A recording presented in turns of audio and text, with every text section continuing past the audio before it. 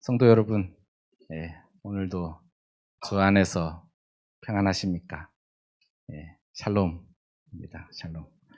오늘은 말씀드린 대로 인사드린 그 샬롬, 바로 평화와 평안의 의미를 이름 안에 가지고 있는 예루살렘과 또 지금의 교회에 주시는 하나님의 말씀입니다.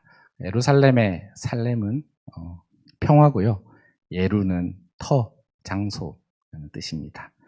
하나님이 평화의 땅으로 삼으신, 평안의 장소로 삼으신 그 예루살렘이 말씀에서 지금 비틀거리고 있는 상황입니다.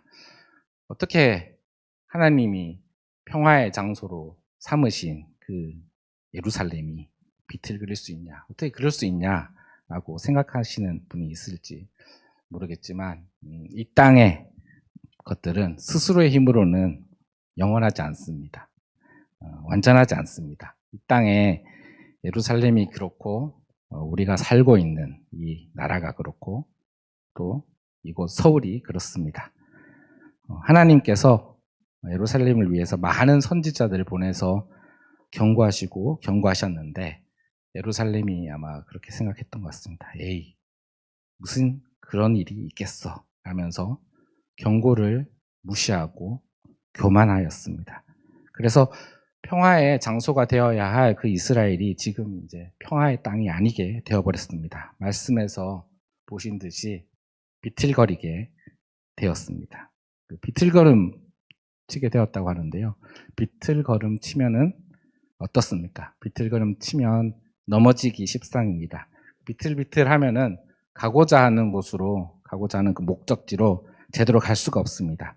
비틀걸음 치다가 넘어지고, 또 비틀걸음 치다가 넘어지고, 그러다 못해서 예루살렘이 쓰러져 버렸고 잠들어 버렸습니다. 예루살렘은 성전이 있는 특별한 장소입니다. 말씀과 기도와 예배를, 말씀 있고 기도와 예배를 드리는 그런 곳입니다. 그렇게 축복 안에 있어야 할 그 예루살렘이 지금 비틀거리고 있습니다. 하나님 안에서 바로 서 있어야 할 그 성전의 등불이 꺼지지 않고 깨어 있어야 할 예루살렘이 비틀거리다가 잠들어 버렸습니다. 예루살렘이 어떻게 비틀거리게 되었을까요? 말씀에 나오는데요. 그건 바로 하나님 여호와의 손에서 분노의 잔을 마셨기 때문입니다. 하나님의 손이 어떤 손입니까? 오늘 읽은 말씀이 51장인데요. 51장 1절에 보면은 우리를 떠낸 반석, 우리를 우묵한 그 구덩이에서 파낸 그런 손이라고 합니다. 우리를 이렇게 딱 떠내듯이 하나님이 이렇게 손으로 우리를 도우십니다. 그런 손이시고 우리를 또 이끄시는 그런 손입니다. 아브라함이 혼자 있을 때 아브라함 부르셔서 제 땅에서 건지시고 복의 땅으로 옮기게 하시고 큰 복을 주시고, 또 아브라함에게 그 자손에게까지 예루살렘과 복의 땅에서 살 수 있도록 도우신 그런 하나님의 손입니다. 그런데 지금 예루살렘이 하나님 여호와의 손에서 기어코 분노의 잔을 마셔버렸습니다. 기어코 말씀을 떠나서 달콤한 말들에 취해버렸습니다. 죄에 빠져서 악한 일들을 반복했습니다. 죄에 취해서 비틀거리다가 분노의 잔을 마시고, 또 죄에 취해서 또 비틀거리다가 또 분노의 잔을 마시고, 이렇게 하기를 반복한 겁니다. 스스로 취해서 아마 자기가 지금 무엇을 마시고 있는지도 모르고 반복해서 계속 마시는 지경이 되었습니다. 정말 그 술 취한 사람, 술에 완전히 푹 취한 사람에게 물어보면은 대부분 자기는 이제 안 취했다 그럽니다. 멀쩡하다고 그런답니다. 죄의 속성도 그렇습니다. 죄에 빠진 사람은 죄가 마치 자기는 죄가 없는 것처럼 그렇게 지냅니다. 내가 무슨 죄를 지었나 라면서 당당하게 난 죄가 없다라고 합니다. 살인, 사기, 절도 이런 것만 죄가 아니라는 거 저희가 알지 않습니까? 예수님 앞에 서면은 우리의 죄가 드러납니다. 말씀으로 되어 보면은 죄가 드러나서 우리가 죄인인 것을 알게 됩니다. 우리가 취한 것을 알게 됩니다. 그런데 이제 많은 사람들이 예수님 앞에 서는 것을 꺼려하고 말씀에 비추어서 스스로를 보려 하지 않습니다. 마귀가 그 틈을 노립니다. 우리를 취하게 하듯 서서히 마비시켜 갑니다. 머리를 마비시키고 몸을 마비시키고 믿음을 마비시킵니다. 조금은 괜찮겠지. 이 정도는 다 하는 거 아닌가. 오늘만 예외로 하자. 이번만 마지막으로 하면 다음부터는 안 하면 되겠지. 아니면 내가 하다가 어느 순간 내가 스스로 멈출 수 있어. 이런 자기 과신. 우리들의 모습 아니겠습니까? 우리는 이런 생각들로 죄에 빠지고 또 죄를 반복합니다. 죄가 반복되면은 어떻게 됩니까? 죄가 눈덩이처럼 커진다고 합니다. 죄에 마비되어 가지고 점점 묻어지고 죄악을 반복하다가 서서히 하나님 잊고 말씀을 잊고 살아갑니다. 그래서 하나님께서 이런 우리들의 불쌍한 모습을 불쌍히 여기셔서 지적하면은 이 핑계, 저 핑계 되면서 변명을 합니다. 그리고 또 비틀비틀 부끄러운 모습으로 마시고 또 마시고 반복합니다. 정말 부끄러운 모습 아닙니까? 그들이 마신 게 뭡니까? 분노의 잔입니다. 하나님의 분노의 잔. 분노의 잔을 마시고 마시다가 큰 잔에 있는 거, 작은 잔이 아니죠. 큰 잔에 있는 거를 끝까지 다 마셔버렸습니다. 큰 잔은 예루살렘이 지은 그 죄가 그만큼 크다는 겁니다. 이 죄가 큰 만큼 하나님의 분노 또한 크십니다. 하나님이 분노하시면은 피할 수가 없습니다. 하나님의 분노와 진노를 누가 감당할 수 있겠습니까? 누가 그 앞에 능히 설 수 있겠습니까? 누가 이 죄를 덮어서 감추어서 하나님의 진노를 피할 수 있겠습니까? 소돔과 고모라가 온갖 죄악을 다 저질러서 하나님의 진노를 샀습니다. 그 소돔과 고모라가 결국 어떻게 되었나요? 흔적도 없이 망해버렸습니다. 멀쩡해 보이던 예루살렘이 지금 거의 소돔과 고모라 같다는 겁니다. 스스로의 상태를 모르게 됐고 죄에 취해서 믿음이 뭔지 하나님의 뜻이 뭔지 모르게 됐습니다. 예배를 드린다고는 하는데 형식적으로만 예배를 드립니다. 하나님이 그런 우리를 보고 말씀합니다. 성경 말씀이 나오죠. 너희의 무수한 재물이 내게 무엇이 유익하뇨? 너희 수량의 번제와 살찐 짐승의 기름에 배불렀고 나는 수송아지나 어린 양이나 숫염소의 피를 기뻐하지 아니하노라. 우리가 좋아하는 방식으로 드리는 제물과 예배, 우리가 적당히 우리 보기에 좋아 보이는 것들 드리는 그런 예배는 하나님이 기뻐하지 않으십니다. 비틀거리고 더러운 죄악을 행해 놓고서 예배 때가 되면은 하나님 앞에 저 믿음 있어요 이러면서 믿음 있는 것처럼 보이려고 예루살렘이 예배 한 척, 믿음이 있는 척, 또 비틀비틀 아닌 바로 서 있는 척, 그런 척을 했습니다. 겉으로 멀쩡해 보여도 이와 같아서는 안 될 겁니다. 그리고 이 비틀거름 치고 잠이 들어버린 예루살렘이 어떻게 되었는지 말씀해 주십니다.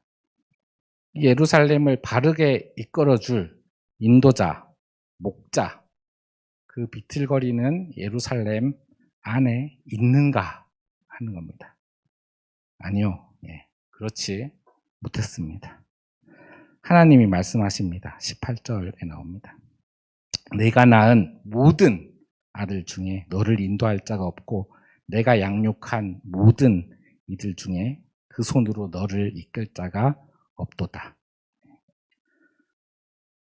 성도 여러분, 지금 우리도 우리가 낳고 우리 손으로 기른 자녀에 혹시 의지하고 있습니까? 저도 아이가 둘 있는데요.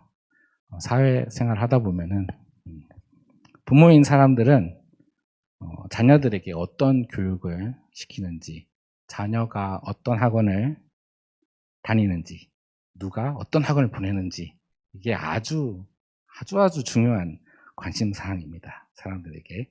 그리고 누구는 나는 그냥 자녀 교육에 올인했어 라고 합니다. 그래 놓고 이제 자녀가 정말 공부를 잘해서 의대라도 가고 또 유명한 누구나 들으면 알만한 그런 학교를 보내버리면 이제 그게 이제 그 사람의 자랑이고 또 훈장이 됩니다.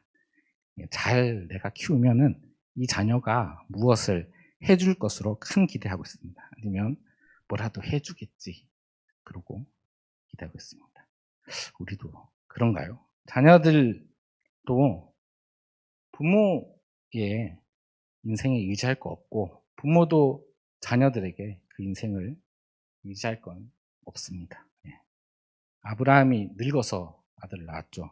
그 어렵게 얻은 이삭을 하나님께 바쳤듯이 하나님을 붙들어야 합니다. 한나가 아들을 어렵게 얻었습니다. 그 사무엘을 하나님께 바치고 한나가 기도합니다. 내가 주의 구원으로 말미암아 기뻐하나이다. 이렇게 한나가 기도합니다. 우리가 정말 아브라함 같이 한나 같이 돼야 되지 않겠습니까? 하나님의 도움 없이 우리가 좋아서 세운 우리의 지도자, 왕이신 하나님을 잊어버리고 우리 스스로가 필요해서 세운 왕이 우리를 인도하고 의의 길로 우리를 이끌 수 있을까요? 우리가 말씀대로 살겠다고 고백해놓고 하나님이 우리에게 주신 것을 싹 잊어버리고 주께 맡긴다고 하고 우리가 하고 싶은 대로 그렇게 하고 있진 않나요? 내가 낳은 내 자식이니까 내 마음대로 기르고 내가 기른 자식이니까 내 자식 앞길을 내 마음대로 정해주고 나한테 무엇을 해줄지 기대를 합니다. 그리고 내가 뽑아준 사람이니까 나한테 잘해야 돼 라고 생각하고 내가 얻은 거니까 내 마음대로 쓰겠다 그렇게 말합니다. 그래서 사람들이 이제 문제가 있는 걸 알죠. 왜 그러냐? 왜 그렇게 하냐라고 물으면 다 나름대로 이유를 댑니다. 다 각자 나름대로 이유가 있습니다. 그렇게 대우를 자기는 받을 만한 뭔가를 했다고 합니다. 그런데 하나님께서는 우리가 이렇게 주장하는 이런 것들 다 소용없다라고 하십니다. 우리가 비틀거릴 때 우리의 공로로 세운 것들, 아무리 잘나 보이는 것들, 우리 방식으로 키우고 길러낸 그 모든 것들 우리를 인도하거나 우리를 바른 길로 이끌지 못한다고 하십니다. 그래서 예루살렘이 이렇게 계속 비틀거리다 어떻게 됐습니까? 우리가 그러면 비틀거리면 어떻게 된다는 겁니까? 두 가지 일이 닥친다고 합니다. 두 가지 19절에 나오는데요. 황폐와 멸망, 기근과 칼입니다. 무슨 뜻인가요? 망한다는 겁니다. 죽는다는 겁니다. 망한다, 죽는다. 예루살렘이 평화의 땅이죠. 평안의 땅인데 예루살렘이 하나님을 떠나서 잠들어 버려서 황폐와 멸망, 기근과 칼이 닥쳤습니다. 예루살렘이 이제 죽음의 땅으로 바뀌었습니다. 이 예루살렘이 스스로 분노의 잔을 마신 결과입니다. 이스라엘이 세상의 방식을 따라갔습니다. 옆에 있는 나라에, 강해 보이는 나라의 우상과 관습과 제도를 따라가 버렸습니다. 하나님이 명령하신 것을 까맣게 잊고 도우시는 하나님을 버리고 하나님을 떠났습니다. 하나님이 어떤 분이신가요? 라합을 점이시고 용을 찌르시고 바다를 말리시고 깊은 바다 가운데서 길을 내시고 구속하고 건너게 하신 그 하나님을 잊고 망령되이 행하고 자기 마음대로 하고 싶은 대로 했습니다. 그러다가 비틀거립니다. 교회 와서 또 말씀을 듣는 것 같습니다. 그런데 우리 교회를 이제 예배 끝나고 나면 어떻습니까? 들은 말씀 싹 잊어먹은 것처럼 세상 사람들하고 똑같이 지내지 않습니까? 아니면 심지어 이제 세상에 있는 것들을 교회 안까지 가져와가지고 이게 바로 우리가 자꾸 좋아하는 것이야. 이 세상의 트렌드야. 멋있어. 인기 좋아. 많은 사람들이 맞다고 생각하는 것들, 돈 많고 힘있고 인기 많은 사람들, 인플루언스가 요즘에 하는 것들, 이런 것들을 하는 게 정답이라고 생각하지는 않나요? 생각해 보십시오. 대세를 따라가는 거, 대중을 따라가는 거, 이게 안전방입니까? 사람을 의지하지 않아야 됩니다. 특히 많은 사람들이 몰리는 곳에는 많은 사람들의 욕망이 들끓고 있는 가능성이 큽니다. 많은 무리들이 그럼 지옥을 향해 가는데도 그걸 따라가겠습니까? 다수가 선택한다고 그게 맞는 게 아닙니다. 하나님, 예수님께서 천국으로 이르는 길은 좁고 협착하여 찾는 자가 적은 길이라고 하셨습니다. 또 어떤 사람들은 나름 예는 쓰는데 세상의 것을 놓지 않습니다. 말씀은 말씀대로 드려야겠고, 나는 세상에서도 또 잘 살아가고 싶고 고민이 많습니다.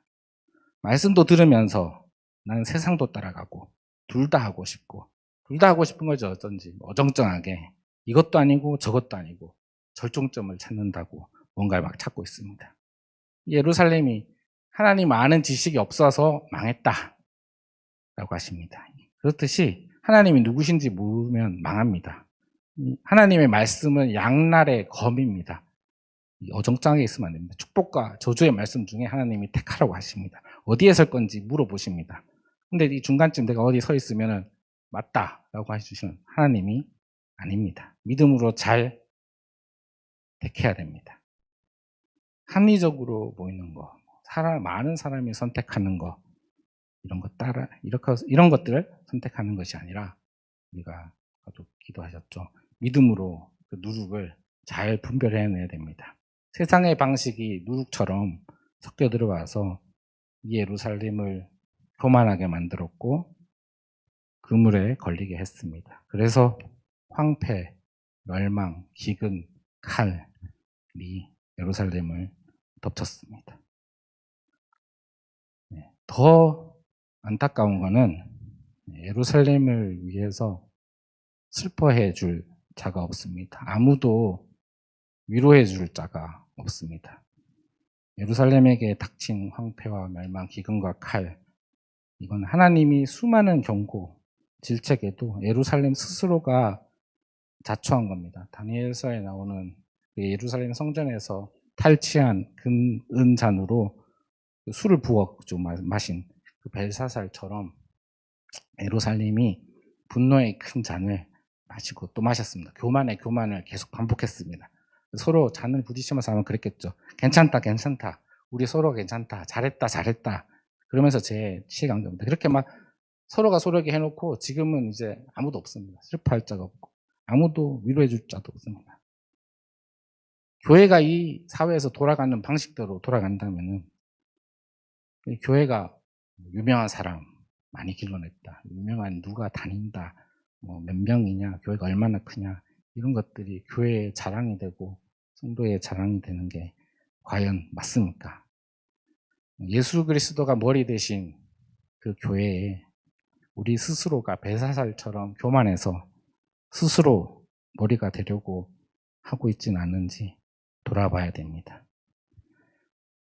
교회가 예수 그리스도의 신부라고 말씀합니다. 우리는 준비하는 신부의 모습을 가져야 됩니다. 신랑 되신 예수님을 맞이하기 위해서 정결하게 단장하고 그렇게 정결하게 단장해야 할 신부가 생각해 보십시오. 취해서 비틀거리는 모습은 생각할 수가 없습니다. 신부가 신랑을 바라봐야지 다른 곳으로 눈을 돌리고 한눈을 파는 것은 생각할 수 없습니다. 20절을 보면은 우리가 잘 키워놨다고 하는 그 아들의 모습이 어떻게 나옵니까? 우리가 스스로 잘 키워놨다고 하는 그 교회의 모습은 어떤가를 묻고 계십니다. 하나님은 우리의 모습이 곤비해져서 그물에 걸린 영양같이 모퉁이에 누웠다고 합니다. 그물에 걸렸어요. 영양이 허우적 버둥버둥 되고 있습니다. 하나님께서는 우리가 올무나 그물에 걸리지 않기를 바라시면서 경고하고 또 경고했습니다. 근데 예루살렘이 그걸 듣지 않고 결국에는 덫이 걸려서 힘이 빠지고 죽어가는데, 그런데도 누워있을 수밖에 없게 되었습니다. 예루살렘이 스스로 키워서 잘 길러놨다고 생각하는 그 아들은 결국엔 그물에 걸려서 아무것도 할 수 없는 상황입니다. 온거리 모퉁이에 그냥 힘없이 그냥 누워 있습니다. 이런 모습이 된 예루살렘에게 하나님의 분노, 견책이 가득하다고 합니다. 하나님이 지금 우리의 모습을 보시면 어떠실까요? 하나님은 우리를 어떻게 대해 주셨습니까? 하나님께서 우리를 어떻게 대해 주셨습니까? 전능자 하나님께서 우리를 자녀 삼아 주셨습니다. 하나님의 일꾼으로 삼아 주셨습니다. 하나님의 자녀는 예수님을 닮아감으로 하나님께 영광을 돌려야 됩니다. 하나님의 일꾼은 생기가 있어서 사람 얻는 일을 해야 합니다. 그런 하나님의 자녀가 하나님의 일꾼이 지금 아무것도 못하고 그물에 걸려가지고 무기력하게 누워 있습니다. 힘이 빠져서 공고해졌고 포도주가 아니라도 취한 것 같은 그런 상태가 되어버렸습니다. 하나님이 정신 차리지 못하는 예루살렘을 책망하시는 것은 하나님이 교회를 책망하시는 겁니다. 오늘 자꾸 이제 예루살렘의 상황을 말씀드리다 보니까 이 시대의 교회의 상황들하고 문제들을 계속 말씀드릴 수밖에 없어가지고 되게 많이 부담스럽기도 합니다. 저도 교회 성도 중에 한 명에 불과하고 뭐 저도 바로 한 명, 저 하나 바로 서 있지도 못할 만큼 부족하고 민망하지만 하나님이 예루살렘에게 견책하셨던 것처럼 지금 이 교회를 향해서도 책망하고 계시다는 것, 이거는 분명히 말씀드릴 수 있습니다. 요한계시록에서 교회들에게 하시는 말씀을 생각해 보십시오. 예수님이 지금 이 시대의 교회들에게 책망하고 계십니다. 요한계시록 예언의 말씀을 믿는다면 예수님이 교회들에게 하시는 책망의 말씀을 들어야 됩니다. 살았다는 이름을 가졌으나 죽은 자, 처음 사랑 버렸고 발람과 니골라당 교훈을 따랐고 이세벨을 용납했고 차지도 않고 뜨겁지도 않고 미지근했고 이 책망의 말씀을 듣고도 돌이키지 않으면 황폐와 멸망, 기근과 칼이 닥치니 돌이키라는 겁니다. 돌이켜서 회개하는 자에게 복의 말씀을 주십니다. 하나님께서는 우리를 끝까지 포기하지 않으십니다. 우리를 버리지 않으시고 끝까지 기회를 주십니다. 왜? 우리를 자녀 삼아 주셨기 때문입니다.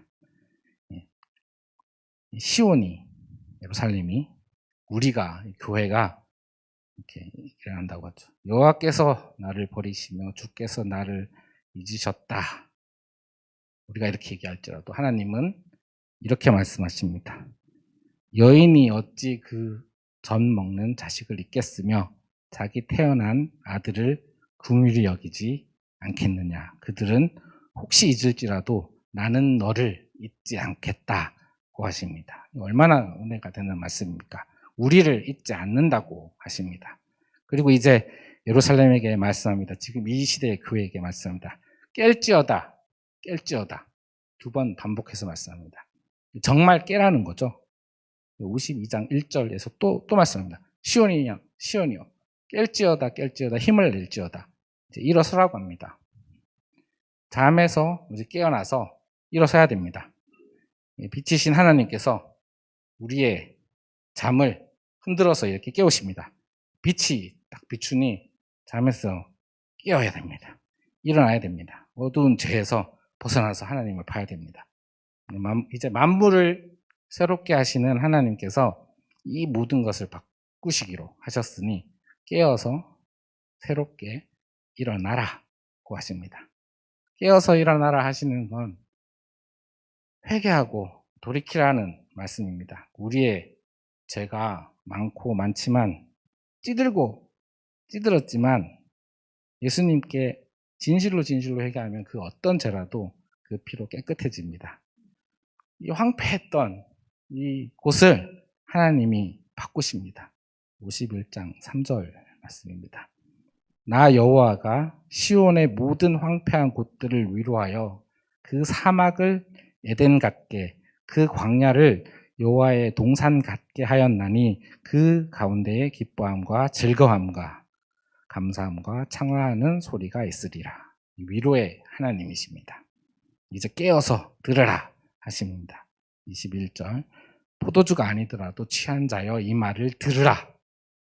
위로의 하나님이 이제 일을 새롭게 시작하시기로 모든 걸 바꾸시기로 작정하셨으니까 무슨 일을 행할지 잘 들으라 하는 겁니다. 믿음은 들음에서 나니까 그 시작은 듣는 겁니다. 회복하게 하시는 생명의 말씀을 듣는 겁니다. 51장 시작하는 우리가 읽은 이 51장 1절에서도 의를 따르며 여호와를 찾아 구하는 너희는 내게 들을지어다 하고 시작합니다. 잘 듣지 못하는 우리에게 잘 듣지 않았었죠. 이스라엘이 우리 자녀에게 말하듯이 반복해서 계속 말씀 주십니다. 4절에서도 또 말씀합니다. 내 백성이여 내게 주의하라. 내 나라여 내게 귀를 기울이라 고 말씀합니다. 이제는 그 내용을 알려주시는데요. 이제 비틀거림치게 하는 그 잔을 이제는 거두어서 우리가 다시는 못 마시게, 다시는 마시지 못하게 하신다고 합니다. 우리를 정말 불쌍히 여기셔서 이제 우리가 더 이상 그 분노의 잔을 마시지 않도록 우리의 손에서 하나님이 치우신다는 겁니다. 그 일을 하니 봐라 라고 하십니다. 그 잔을 이제는 우리를 그 괴롭게 한 우리를 괴롭게 하던 그 자들의 손에 두신다고 합니다. 예루살렘이 포로로 끌려가서 많은 학대를 받았죠. 부덩이에 갇히기도 하고 끌려가고 무시받고 엎드리려 하면은 이제 땅에 놓고 밟고 그렇게 괴롭혔었는데 이제는 그 억울함을 풀어주신다고 합니다. 우리를 힘들게 하는 자들 때문에 억울함을 느끼셨던, 억울하셨던 분들이 계십니까? 하나님이 이제 하나님의 분노가 그들에게 옮겨간다고 하십니다. 깨어 일어나 이 말씀을 듣는 자들에게 주시는 위로와 구원의 말씀입니다. 하나님 우리를 포기하지 않으십니다. 끝까지 기회를 주십니다. 하나님을 의지해야 됩니다. 하나님 말씀하십니다. 너희를 위로하는 자는 곧 나이니라. 다른 것들은 하루살이 같이 죽거나 한 계절의 꽃처럼 시들어버리지만 하나님의 구원은 영원히 있기 때문입니다. 요셉이 구덩이에 던져졌으나 하나님께 인생을 맡겼습니다. 다니엘이 사자굴에 던져졌는데 하나님이 믿음을 지키니 하나님이 도우셨습니다. 구덩이에서 요셉을 건지셨고 사자굴에서 다니엘을 지키셨습니다. 그 하나님을 끝까지 의지해야 됩니다. 우리도 이제 구덩이에 던져질 때 우리의 인생을 하나님께 맡겨야 됩니다. 그리고 끝까지 가는 게 중요합니다. 끝까지 견디는 자가 구원을 받습니다. 요한계시록에 짐승과 그의 우상에게 경배하고 이마에 또 손에 표를 받아서 하나님의 진노의 포도주 잔을 마시는 자들하고 또 믿음으로 끝까지 그 믿음을 지키는 자들에 대한 이야기를 대비해서 보여주십니다. 성도들의 인내가 여기 있다라고 하시면서 믿음을 예수에 대한 계명과 예수에 대한 믿음을 지키는 자다라고 하십니다. 믿음을 끝까지 지켜야 합니다. 하나님의 계획은 크기에 우리의 생각과 잣대로는 가늠할 수 없습니다. 전능하신 하나님의 그 크신 그 계획은 우리의 구원에 있습니다. 우리를 향하신 하나님의 최종 계획이 우리의 구원이기에 우리의 최종 목표, 우리의 끝점, 우리의 목표대도 구원이어야 합니다. 우리 생각으로는 이미 황폐화돼서 끝난 것 같은데 아직 하나님의 구원은 끝나지 않았다는 데 그 은혜가 있습니다. 황폐화된 것 같은 하나님께서 황폐화된 것 같은 이 땅에 그루터기 거룩한 씨를 남겨두셨습니다. 하나님이 이제 새 일을 시작하십니다. 거룩한 성, 신부가 남편을 위해서 단장한 것 같이 새 예루살렘을 준비하셨습니다. 오라 하면서 우리를 부르십니다. 성도 여러분, 오늘 들으신 말씀처럼 우리 모두 이제 깰지어다 일어설지어다 하는 하나님의 말씀을 듣고 회개해서 깨어나서 새 예루살렘에 들어가는 하나님의 백성이 됩시다. 네, 그럼 오늘 말씀 생각하면서 통성기도 하고 제가 기도하고 마치도록 하겠습니다.